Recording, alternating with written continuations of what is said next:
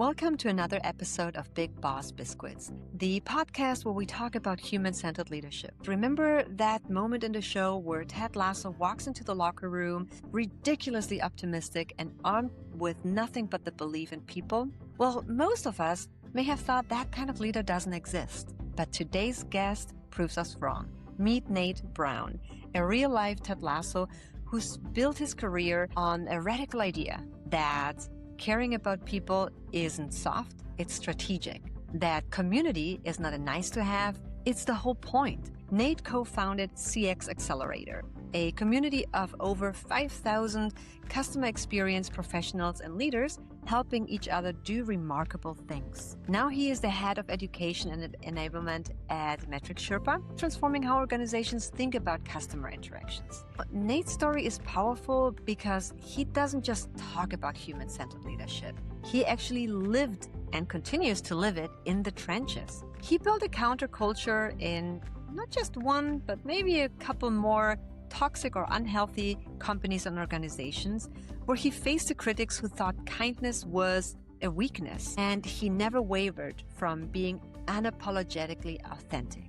So today we're diving into what it means to lead like Ted Lasso in a world where it doesn't always recognize the value of human-centered leadership. So grab your biscuits, put up your belief sign, and don't forget, there are spoilers about the Ted Lasso show. Nate, it is such a pleasure to have you here. You are one of the examples that Ted Lasso actually exists in real life. You care about bringing people together, you build communities, you are passionate about developing people and caring for people as a leader. Now, as Ted Lasso, you also have experienced toxic work like environments or places that were against you. Tell me a little bit more about that. Yeah, well, I'm so glad to be here. I love the format of this show, and you're an amazing host, Kirsten. So thank you so much for having me on. And it has been a wild journey trying to forge my leadership style. You know, as I was coming up through the ranks, I did not have the benefit of a Ted Lasso example, but I did have some wonderful bosses that definitely exemplified many of the wonderful qualities. And I know that we called this episode countercultural. So that's kind of a fun thing. And it's a story of two different workplaces where one, I was able to break through and do some really fantastic things by being countercultural. And the other one, it just became clear that that wasn't the environment for me. And you could consider both of those a success in terms of the evolution, but it was really interesting how different principles and different things would work, and different scenarios happened and variables unfolded that would allow serious momentum and progress, whereas in other places the change management hurdle was too great to overcome. Yeah, and Ted Lasso has certain things that he does. It's not those big grand gestures. He doesn't come in with big speeches about changing the culture or doing things. He just comes in and does. And it's those small things like bringing Rebecca biscuits. Hint to the name of this podcast, right? And he memorizes everybody's name, not just his own team, but everybody in the building. He makes everybody feel part of the team.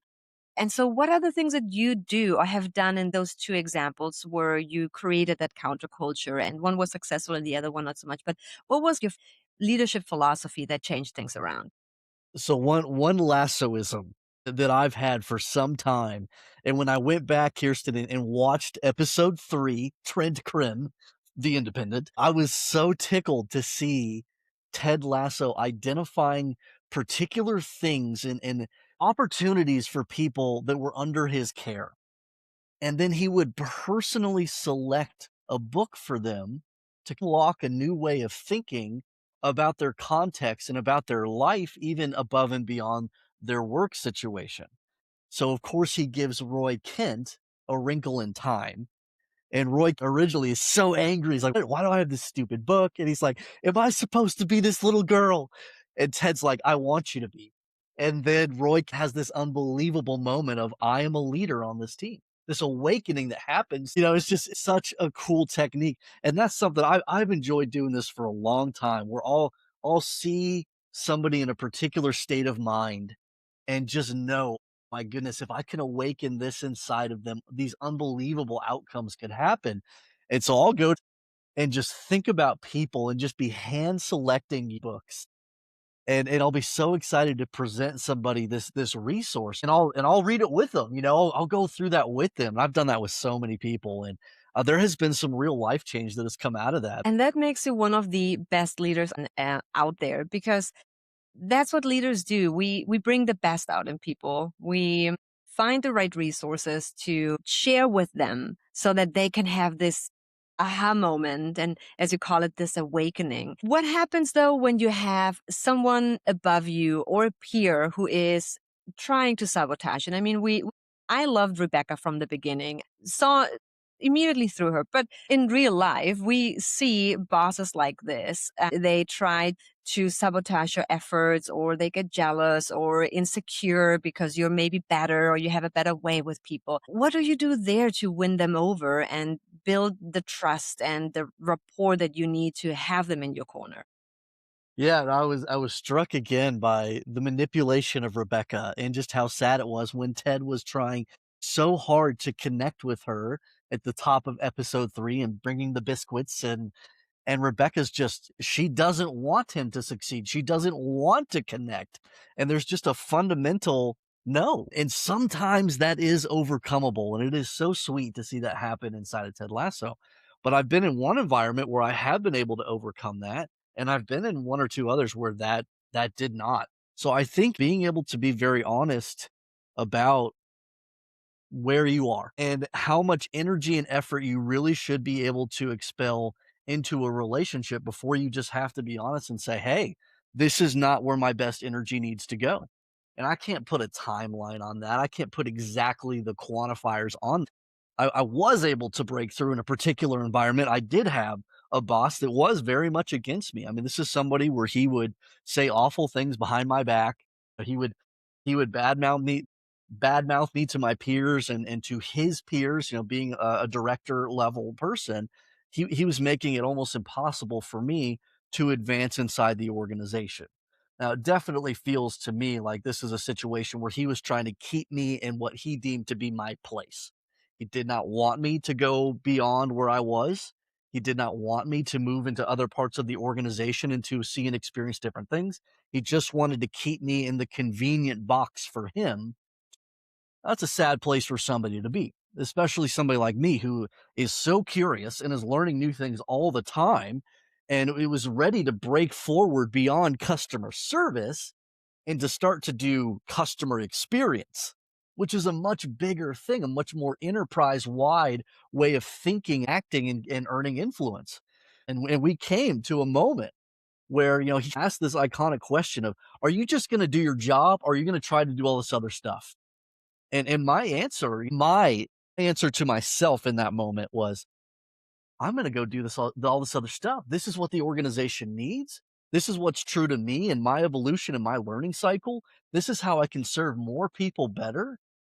But, it finally was revealed to me that this person is never gonna appreciate that. They're never gonna support that type of movement. And so I was able to make some changes in that relationship and in the way that I was operating that allowed me to do these other things really, really well and make a significant difference inside of that organization. It reminds me a little bit about the moment, I think it's already season 2 or 3, with Keely telling Rebecca, just let Ted be. Just let him do his Ted thing. Because Rebecca, she just wanted to win at all costs. And she was forgetting that you need the people to win, right? You needed the team to be part in it. Ted in that moment just wanted the team to enjoy themselves, to have fun in doing what they love the most, which is playing football. And so eventually Keely was just like, Rebecca, just let him do his thing. So what is for you your thing? How did you navigate this tension with your boss who didn't want you to succeed, but then you took the permission to say, I'm just doing the bigger things? Yeah. No, I mean, that's tough, Kirsten. I mean, there was a moment in episode 3, and it was Ted telling Trent Krim, I don't judge my success on wins or losses. I judge it by the life change that I'm able to invoke in these young men that are under my care. And you're sitting here looking at Trent Krim, And you know that for him, success is absolutely wins. And if you look at a high performing organization, we have to be honest about the fact that, yeah, win has to happen. ROI has to happen. You got to generate real value. This is not a family. This is not a charity. This is business. And when the right things happen and people are growing and evolving in the right ways, it should and it has to result in real outcomes and real value. So you could make a case that that's where the Ted Lasso leadership model kind of falls short because he didn't have that fire to win that is necessary. It's almost contextualizing the growth. Yeah, I'm gonna help you to grow, but not just because I care about you as a human being, and of course I do. And you are a friend to me. And these are good things. This is a foundation, but there's another layer where we have decided together to serve in this organization. And we care so much about the mission and winning on behalf of our customers that we're going to push each other and challenge each other in a way that simple friendship doesn't even touch. We're going to go beyond that because we have a passion and a fire to win. And that's something where, at least not in the entire series, Ted doesn't necessarily have that. That's very, very true. And when you think about when we are hired to run a team, most of the time it's because that team is dysfunctional or something Yeah. is happening with the team, either a lot of turnover, a lot of pressure, you name it, right? So when we inherit that dysfunctional team, just like Ted Lasso did, one of the most impactful things is getting them inspired to align with the mission, having them find the purpose again and why they're there. What do you do with your teams to light that fire, to ignite that passion again for the mission, for the job that they were hired to do? How do you improve the morale like Ted did? It's a great question. And CX professionals have a bit of a superpower here because we don't have to do it with our own voice. We should be personifying and exemplifying the voice of a customer, the voice of all of our customers at scale. And that's a lot louder and a lot more powerful. If you're bringing in people that do care about the mission and that do care about serving the customer, then when you use that customer's voice well, it's going to result in some serious motivation, intrinsic, healthy, positive motivation, whether that's we got to do better or that's holy cow, look at the difference that we're making. Both of those have a real awakening factor. But it's not just your voice, Kirsten. It's gotta come from the voice of the people you're serving. So that is other stakeholders in the organization as well. But the loudest and the best voice can and should be the voice of your customer. I love it. It makes me almost believe Ted also advocates for the fans. He really brings them in and doesn't exclude them, which all the other managers before him have done. Even Rebecca fell into that trap of not considering the fans until the very last episode, where she does something really amazing. Back to the counterculture. So what was the real life experience, for as much as you can share? What was first the issue that you encountered when you were hired to run that team? And then how did you build the counterculture? What did it look like before and after? Yeah. So, thinking of one example, there's one organization that does pop into my mind where as I'm building a new team, it became very clear to me that in order for this contact center team to be the best that it could be, it needed to look and feel very different from the rest of the organization, which did not have a customer experience mindset. It did not have a servant leadership mindset. Unfortunately, it was a very toxic place in a lot of ways. So it was up to me to make that decision. I'm going to build something very different. But, the downward pressure that resulted in that, it did eventually become too much. I was not popular with my peers. I was not popular with the leadership above me because they could see what I was doing in terms of building this countercultural team. I was not hiding it. I was very vocal, lots of ideas in terms of this could be so great and let's try this. And oh my goodness, you could just see my boss rolling their eyes when I would come in with these new ideas and suggestions. It was not welcome. It was just a get in line type of situation. This is an organization that's been around a long time. and just wanted to operate in the way that they wanted to operate. Uh, so yeah, it became very clear that that was not going to be the environment for me.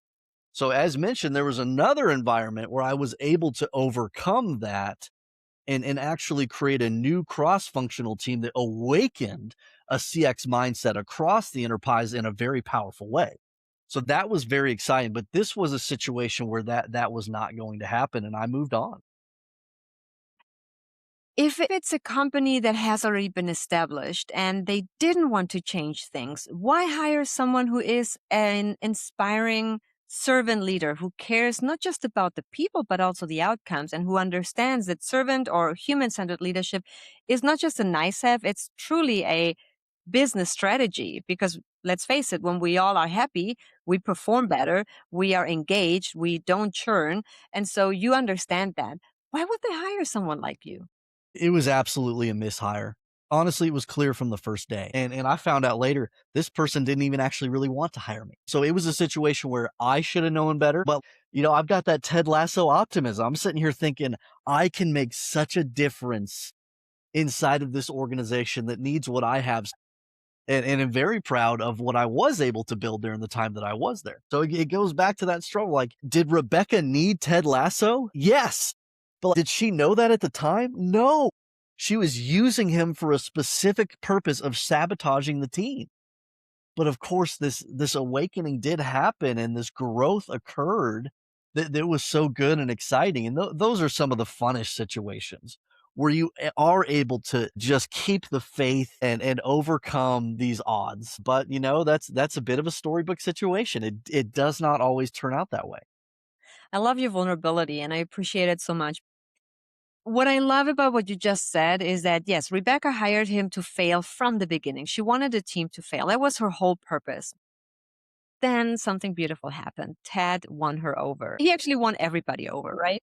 Everybody, including the tough Trent Krim. And you did the same or something similar in that second example that you Yeah. mentioned, and Yeah. where you were successful. How did you succeed? Great question. And to quote Ted Lasso, when you have a tough cookie, you got to put it in a little bit of milk. And so, I mean, that's ultimately what needed to happen. In that situation, we were just in an organization that was stuck. And inertia is the killer. If you look at amazing research from Prime to Perform, especially in these companies that have been around a long time, inertia is the killer. We get in these really toxic negative patterns and the organization has no self-awareness of itself. It can't see the patterns that it's fallen into and the lack of capability to innovate and accelerate forward, embracing the frontline innovation that could, should, would happen inside of these psychologically safe organizations. So what I was able to do in the successful case was to earn allies on my peer level, and we created this beautiful cross-functional team of butt kickers. Alignment was the key. I mean, we all sincerely cared about the mission of the organization.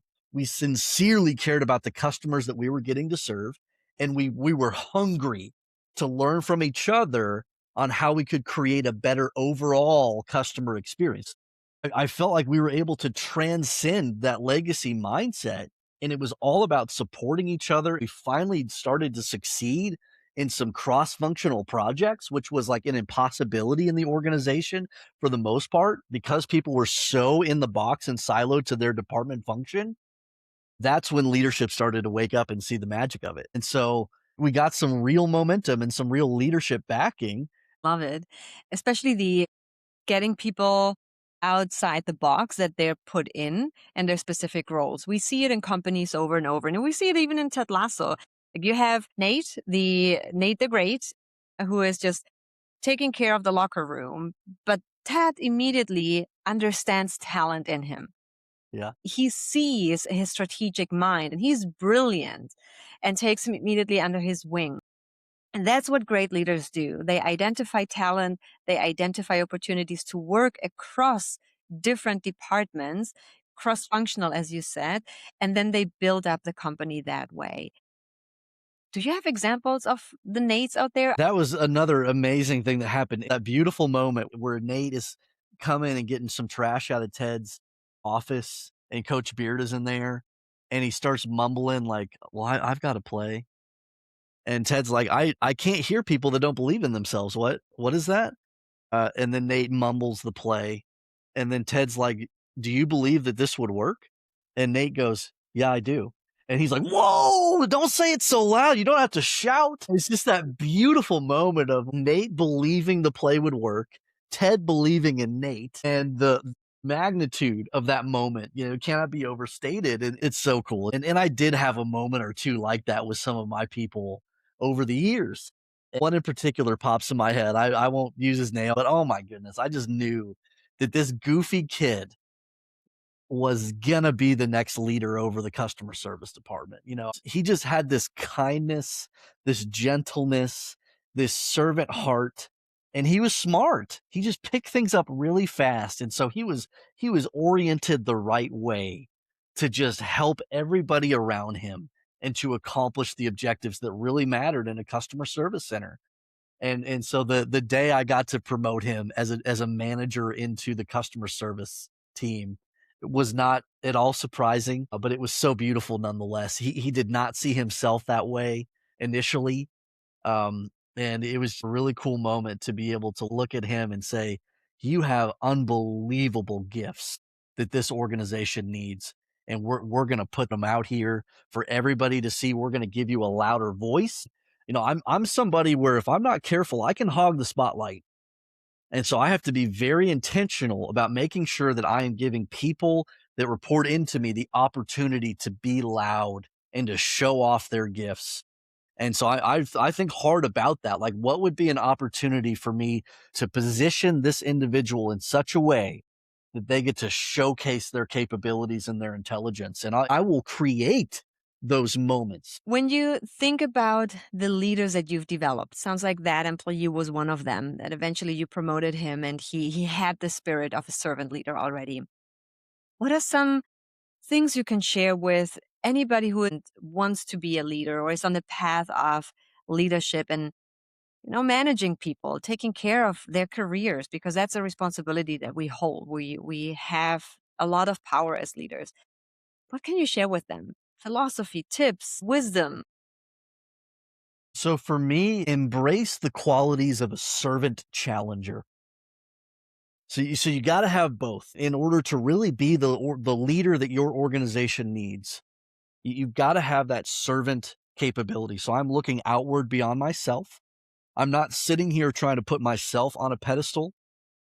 As much as you might run and do certain things to generate an outcome that puts you on a pedestal, that's not going to long term be what the organization needs from you. So it's that ability to authentically serve and lift up the voice of others around you and to curate knowledge for them and to help them to be the best that they could be. Very much a Ted Lasso type of quality. But then challenge. And that's that idea of I care so much about what we're achieving together. I'm going to learn everything that I can to be a guide.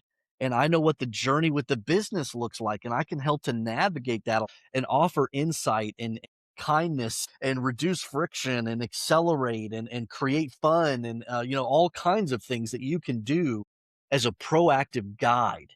But you got to be a challenger as well because they don't see the journey in the way that you see it because you do know more with your capability and wisdom and research and experience that you have. So it's pushing in a kind, gentle, servant-hearted way, but it's challenging those around you to be better, to be more effective, to break the inertia that generally cripples people and teams and organizations because you care so much and you're able to hold others accountable. You're able to lift them up in a way that goes beyond friendship. It goes to a place of we are going to do unbelievable things together because we can. And that's the standard that we're going to hold each other to. So if you can embrace servant challenger, you're going to be the type of leader that people need you to be. I like the term servant challenger. Challenging in organization has personally proven to be one of the most difficult things. How do I challenge in a way that is kind?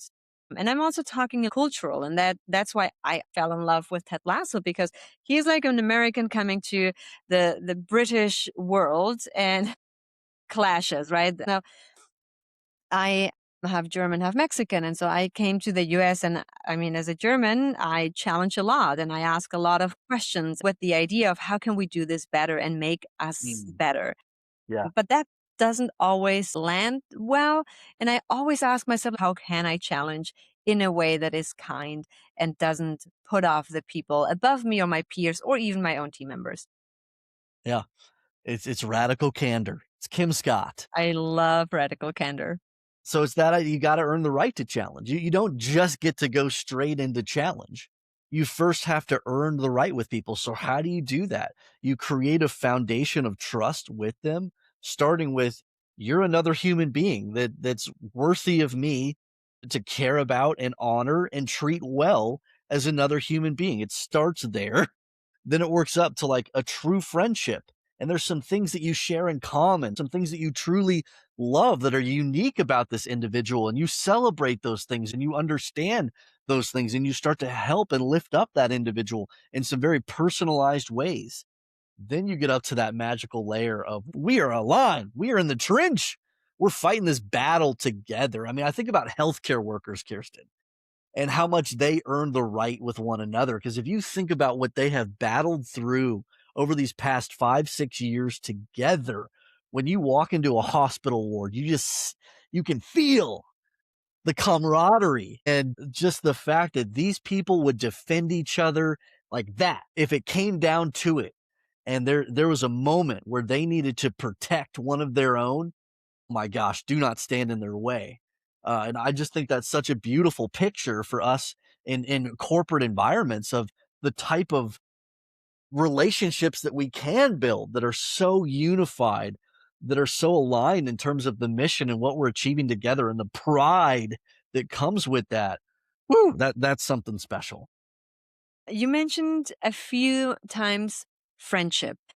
I always struggle with that because there are moments where having a friendship with direct reports can flip when it comes to accountability. And then I also have, the example in Ted Lasso where Rebecca and Keeley develop a very tight friendship. Where do you draw the line and how do you keep holding people accountable even if you have that friendship? Yeah, so I think there are a couple lines there that are really important to recognize as a good leader who is capable of helping to truly elevate this person to where they need to go. Because you can have very toxic friendships in the workplace. I've seen that a lot where you're basically just keep each other stuck in a state of inertia and you're just making fun of everybody out there. And it's not right. It's not good. It's not healthy at all. So like a healthy friendship, and I do believe that friendship is necessary, and that might not be something that we need to agree on. But for me, if I'm gonna truly help to guide somebody and lead them well, an authentic friendship is an element of that. But where does it stop? It stops with I am not your therapist is one part of it. When you're coming to me and you're looking for what is obviously counseling, that's not me. I'm not going to be able to do that with you because I have to be able to hold you accountable to the standard that we agreed upon. So I'm going to help you in all these amazing ways. And we're going to talk about the creative ways that you achieve changes inside of this work environment. But when I start trying to make changes in your life, that's a huge red flag.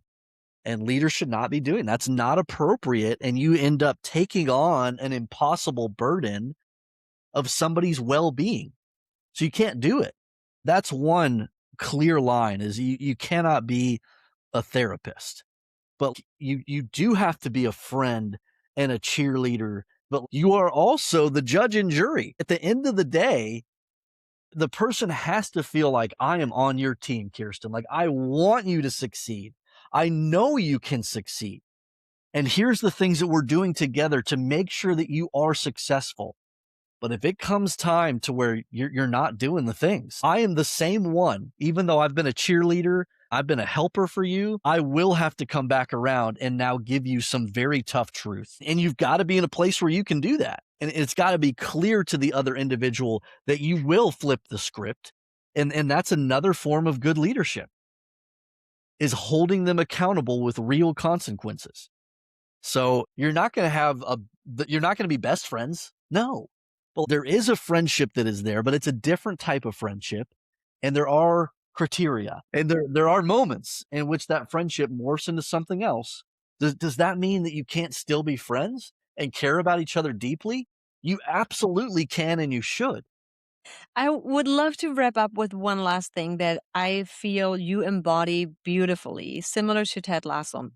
And that is being unapologetically yourself, being the authentic self that you are. And I feel like often leaders believe that when they start climbing the ladder or race in leadership positions, they just morph into someone else or they leave their values behind. So, what can you tell us about being unapologetically yourself and authentic as a leader? I'm ashamed to admit, Kirsten, that I have actively tried to be somebody different, and I cannot do it. I got graded down on performance appraisals for 6 years in a row because I wear my heart on my sleeve. I would try, be like, I'm gonna not use as much emotion in the workplace. I'm gonna not care as deeply as I do, and I'm gonna be more in the box, and I'm gonna be more corporate, and I physically cannot do it. So when I entered into an environment where it was very clear that I was countercultural, I was not gonna fit in. The choice is to become somebody else and try to fit in. For me, I can't. So I am unapologetic there, and I feel like good leadership was offered. Was it what they felt like they needed? Absolutely not, and that's okay. And so I will come into another environment and have and be very successful because they are looking for that type of leadership, and they are looking for somebody that is putting their heart on their sleeve and that is leading with true human emotion, from a place of caring, from a place of wanting to be very successful. And there certainly is human emotion that is not helpful in the workplace, and it can, be abusive and cruel and awful and, all these things. Those aren't the emotions that I lead with. I actually believe that having a big heart in leadership is the most efficient and effective way of leading. We've seen it over and over. There's studies that empathetic leadership is actually way more successful in getting performance up and keeping engagement up, in reducing employee churn. So it's still mind blowing to me that big companies or even small companies don't understand the value of kind, human centered, empathetic leadership.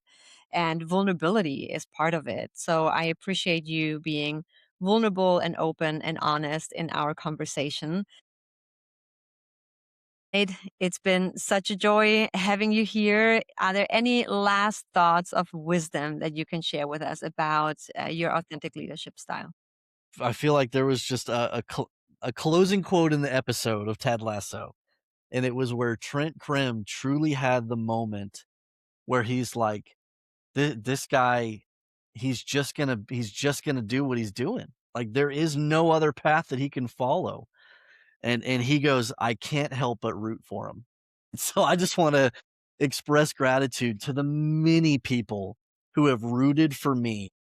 And I've had some moments where I just had to sit and reflect and be like, maybe I am the problem. Maybe I'm not a good leader. And maybe I absolutely need to fundamentally change the kind of person that I am if I want to be effective in a working environment. And the answer, because of the people that have supported me, is that no, I am on a very good path. I have made some really good positive impact on a lot of people out there, and I wanna double down on this type of very Ted Lasso-esque leadership. I wanna get as good as I can possibly be at that type of leadership style and have servant challengers just following in a wake of every company that I am blessed to be a part of. Like, I just wanna be creating a generation of servant challengers behind me. So I feel more convicted on that than I ever have, and that's because of those moments like with Trent Krim. I just can't help but root for him. So thank you to the folks who have rooted for me. I'm rooting for you, Nate. We need You know way what? Thank more you. leaders like you. So please don't change.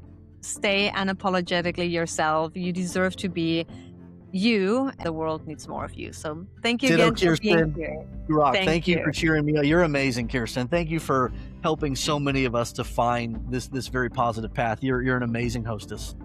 Thank you so much. Thank you for tuning in today. You can find Nate Brown on LinkedIn and YouTube. Just search for CX Accelerator, all one word. I look forward to seeing you next time.